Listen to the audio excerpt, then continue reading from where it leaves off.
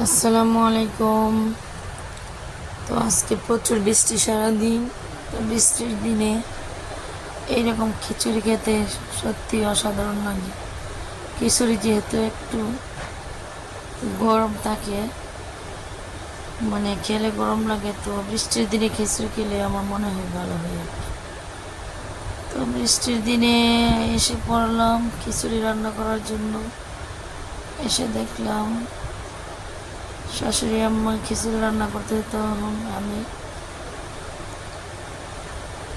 এই বৃষ্টির মধ্যে আমি খিচুড়িটা ফোড়ন দেওয়ার জন্য আলাদা একটা কড়াইতে শুকনো মরিচ, পেঁয়াজ, রসুন কুচি এবং তেজপাতা ভালো করে একটা লাল লাল করে একটা ফোড়ন দিয়ে দিলাম খিচুড়িতে। তারপর যেহেতু দেরি হয়ে গেল, কুকারের মধ্যে মুরগির মাংসগুলো রান্না করে দিয়েছি।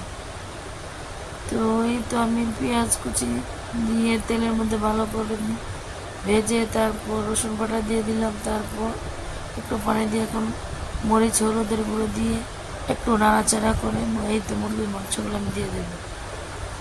তো মুরগির মাংস বলতে একটু ঝোল ঝোল করে রান্না করা হবে, যেহেতু পাতলা খিচুড়ি সবাই খেতে চেয়েছে। তো এই তো কুকারের মধ্যে মুরগির মাংসগুলো দিয়ে দিলাম।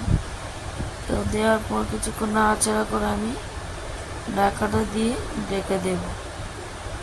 তো এই কুকারের মধ্যে রান্না করলে একটাই সুবিধা, যে আধা ঘন্টা রান্নাটা আপনার 10 মিনিটে হয়ে যাবে আর কি, 20 মিনিটে আপনার হাই হবে। তারপর কুকারের মধ্যে আমি সিদ্ধ করে আবার আমি একটা অন্য পাতিলে ডেকে রেখে দিয়েছিলাম। তো ভিডিওর মধ্যে দেখবেন যে কুকার থেকে আবার আমরা কী করলাম, অন্য পাতিলে নিয়েছি। এই তো এখানে প্রচুর বৃষ্টি, যার কারণে দেখেন বাইরে বৃষ্টি পড়তেছে, বাতাস প্রচুর। জানালা ফাঁক দিয়ে আমি দেখেছিলাম এটা আলুগুলো আমি কড়াইতে ভেজে নিলাম। এই তো আবার আমি এই ঢেলে নিলাম একটা পাতিলে। তো বেশি মাংস যেহেতু, এই জন্য আমি একটা হালকা পাতিলে ঢেলে নিলাম। তো প্রায় রান্নাটা শেষের পথে এই তো আমার শাশুড়ি আম্মা এখন বাড়াবাড়ি পাড়ায়, মানে বাজারে দিবে, কর্মচারী আছে তো ওদেরকে দেবে, আমার এক কাকু আছে তাকে দিবে, সবার জন্য কাজের ফুফু আছে ওনাকে দিবে, সবার জন্য বেড়ে রেডি করেছে। কিন্তু আস্তে আস্তে একের পর এক বাড়তেছে। তো সবাইকে দেওয়ার পরে আমরা খাই।